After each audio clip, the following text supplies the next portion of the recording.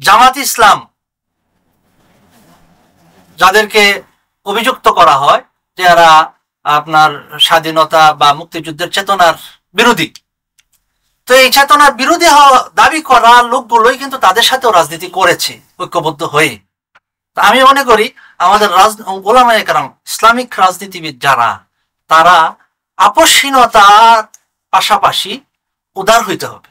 আমি আমার আদর্শের জায়গায় আপসহীন, আমি আমার আদর্শকে জলাঞ্জলি দিব না, কিন্তু রাজনৈতিক একটা বৃহৎ স্বার্থের জন্য বা একটা দেশে কমন কিছু এজেন্ডা বা কমন কিছু দর্শন বাস্তবায়ন করার জন্য 4-5টা রাজনৈতিক দল ঐক্যবদ্ধ হইতে পারে।